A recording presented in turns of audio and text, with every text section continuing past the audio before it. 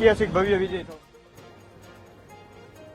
નવસારી મહાનગરપાલિકાની ચૂંટણી માટે ભાજપના સંભવિત નામોની ચર્ચા થઈ રહી છે। ભાજપે બંધ બારણે ફોર્મની ચકાસણી શરૂ કરતા હવે કાર્યકર્તાઓ અવઠવમાં મુકાયા છે। મનપાના 13 વોર્ડના 52 ઉમેદવારોની યાદીને લઈને ભાજપ દ્વારા મંથન કરાઈ રહ્યું છે।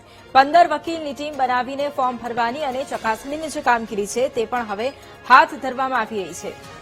નવસારી મહાનગરપાલિકાની ચૂંટણી માટે ભાજપના સંભવિત નામોની ચર્ચા અને ભાજપે બંધ બારણે ફોર્મની ચકાસણી પણ હવે શરૂ કરતા કાર્યકર્તાઓ પણ હવે અસમંજસમાં મુકાયા છે।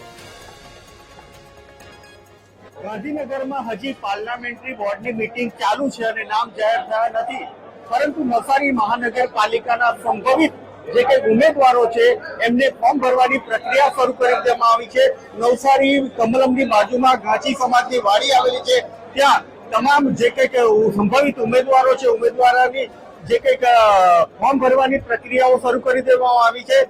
કોણ ઘોડે ચડશે હજુ નક્કી નથી, પરંતુ જે કંઈક પેનલમાં લોકો ઉભા રહ્યા છે તમામ લોકોનું જે કંઈ ઉમેદવારી પત્ર જે એડવોકેટની પેનલ ટીમ દ્વારા શરૂઆત કરી દેવામાં આવી છે, પરંતુ ગણતરીના કલાકોમાં હવે નામ જાહેર થશે અને કોણ મૂર્તિઓ ઘોડે સવારી કરશે એની તમામ જે કંઈક તૈયારીઓ કરવાની હોય છે એ તમામ તૈયારીઓ ભારતીય જનતા પાર્ટી દ્વારા કરવામાં આવી રહી છે। ત્યારે હાલ નામ તો જાહેર થયા નથી, પરંતુ પૂર્વ તૈયારીના ભાગરૂપે તમામ લોકો ફોર્મની ચકાસણી અને ફોર્મ કેવી રીતે ભરવું એની તૈયારીમાં જોતરાઈ ગયા છે।